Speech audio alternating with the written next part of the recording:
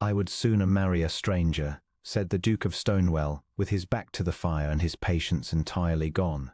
"The first woman to come through that door." "Any woman in this room, madam, provided she can hold a quarter of an hour's conversation without once mentioning her own accomplishments." "Then I am afraid you have committed yourself, your grace," said a voice from the wing chair by the hearth, "for I am the only other woman in this room, and I have not mentioned an accomplishment in 11 years. Redmond had not known there was anybody in the wing chair. It stood with its high back to the door, facing the fire, and it had swallowed her whole. And now a young woman rose out of it with a quarto volume in one hand and a pencil behind her ear, and looked at him with an expression of such perfect, unhurried gravity that his aunt, Lady Varden, made a small delighted noise into her tea. "Miss Wren," said Lady Varden. "The library." "Miss Wren," Redmond repeated. "Adelia Wren, your grace. You engaged me 9 days ago at £40 and my keep, to catalogue the collection, which has not been listed since your father's time and is in a shocking condition. I have been in this room every day since, generally in this chair, because it is the only one out of the draught." She put the pencil down. "I did not mean to overhear you. I have been discovered before in this chair, and it never improves matters, so I have found it best to speak up early." He was aware of having been made ridiculous in his own library, which was a novelty of about 30 years' standing. "You have my apology," he said. "That was a stupid thing to say, and a worse thing for you to have to hear.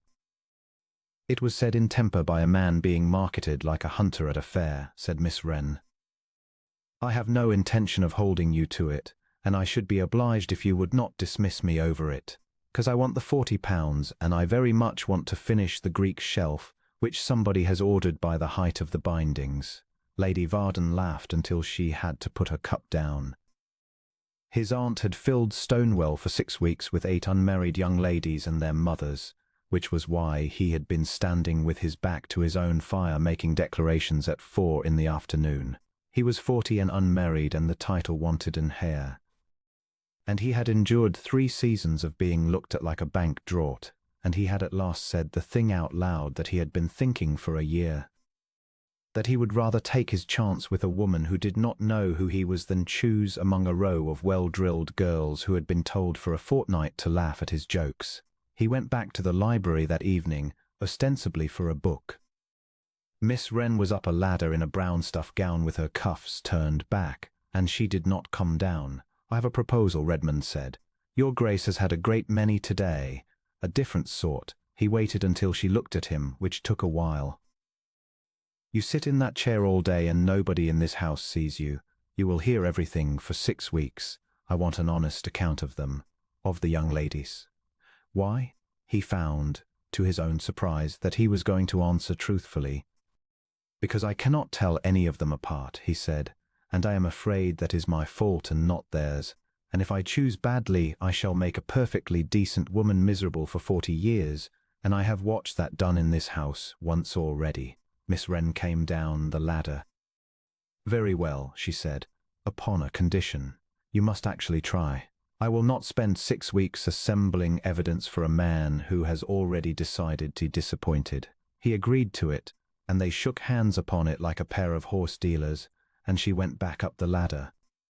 Her reports were delivered at 10 in the evening, in the library, with the door open and a footman in the passage, because Miss Wren was scrupulous about such things in a way that he came to find rather touching. They were not what he expected. He had braced for malice. There was none in her at all. She told him that Miss Hollander was thought silly and was not. She had a hard mother and had learned that being silly was the cheapest way to be left alone. She told him that Miss Pruitt, whom he had rather liked, wept in the still-room passage every morning at 8, and that if he made her a duchess he would be doing it over the body of a curate in Wiltshire with 200 a year. "You are certain of that?" "I am certain that she keeps a letter in her work-bag and reads it when she thinks the corridor is empty," said Adelia. "I am not certain of the curate. I inferred the curate, but I would put money on the curate." Redmond made discreet inquiries, found a curate at Ambury with 180 a year and no prospect of a living, and gave him one. He did not tell Miss Pruitt where it came from and never did. He told Miss Wren, though, because he wanted very much to see her face when he did, and the look she gave him across the library table was worth considerably more than the living. October went on and the shelves came down one by one. He began to come to the library in the mornings as well, which he told himself was reasonable, since it was his library. He held the ladder. He read out shelf marks while she wrote. He discovered that she had Greek and Latin, and enough Italian to swear at a mislabeled Petrarch. All of it taught by a father who had catalogued other men's collections for 30 years, and had let his daughter do the work when his eyes failed, and had died leaving her £90 and a reputation that was entirely his own. He signed the Fenner catalogue, Redmond said one morning, looking at the spine of it. I have it here. Everyone has it here. He signed it, Adelia agreed, dipping her pen. Who made it? She did not answer for a moment, and then she said, he checked every entry, which was not an answer, and she went on writing, and the Duke of Stonewell stood at the foot of the ladder with a book in his hands and felt something in his chest turn over quietly, like a key. The storm came in the 3rd week of November and took the lead off the west turret, and the rain got into the muniment room where 400 years of Stonewell papers were kept in deal boxes. Redmond was roused at 2 in the morning and came down to find Miss Wren already there in a shawl over her nightgown with her hair down her back and her sleeves soaked to the elbow, standing in an inch of water, calling out instructions to 3 footmen as though she had been born to it. Not that box. The lower one first, it is oldest and the vellum will cockle. Blot, do not rub. Your Grace, is there a warm room with no fire in it? The orangery. Then the orangery, and we lay them flat and we do not stack them, and I shall want every clean sheet in this house. They worked until 6:30. When it was over he found her sitting on an upturned box in the grey light with her hands raw and her feet bare and black to the ankle, laughing helplessly at nothing at all, and he took off his coat and put it round her shoulders and sat down on the next box. And neither of them said anything for a quarter of an hour, and it was the best quarter of an hour of his life to that date. Lady Varden required his answer at the end of the 6 weeks. The mothers were packing. There had been 8 young ladies, and there had been dancing, and there had been a great deal of expense. Well, said his aunt, which of them? None of them. Redmond. I made a declaration in this room in September, he said, and I have discovered that I meant every word of it, which is inconvenient, as I said it in a temper to make a point. He set down his cup. I said I would sooner marry a stranger. I have spent 6 weeks with her. She is no longer a stranger, and I find that has not altered the case in the least. His aunt looked at him for a long moment and then said, with great composure, that she had known it in the first quarter of an hour, and had merely been waiting for him to catch up. He asked Adelia Wren that evening in the library, badly, standing too close to the fire and getting the whole of it out in a rush, and she refused him. No, she said, and do not look at me like that. It is not coyness and it is not modesty. Sit down, Your Grace, and I will tell you why, and then I will go on with the Greek. He sat down. You said it as a joke, said Adelia, and I do not doubt that you have stopped joking. But I am a woman of £90 and no family, living in your house, paid out of your pocket, and I cannot say no to you in any way that costs me nothing.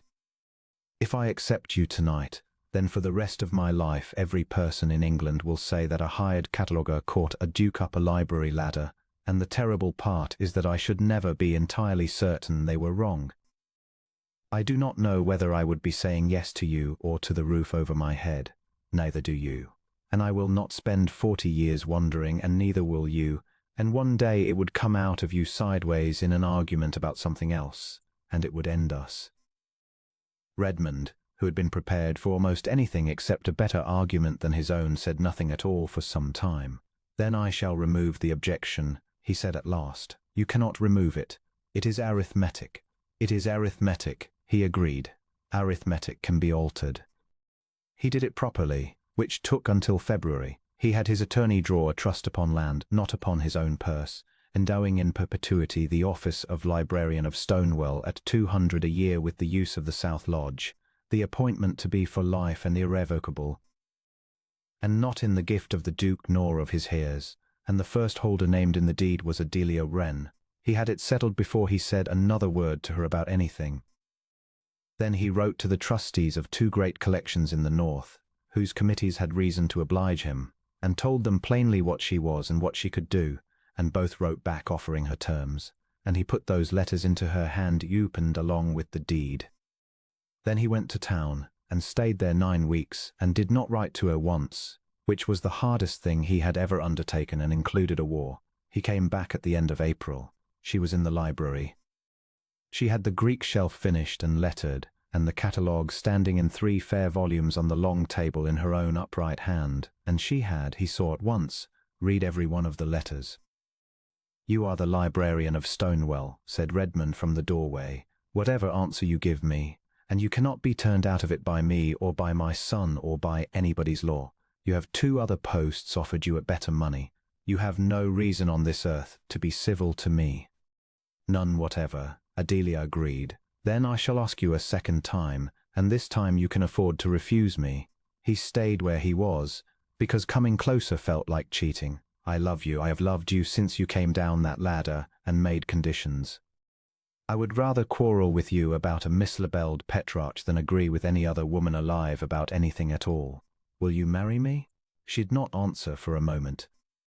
Then she took the pencil from behind her ear and set it very deliberately on the table, which he had learned in 6 weeks was what she did before saying something she meant.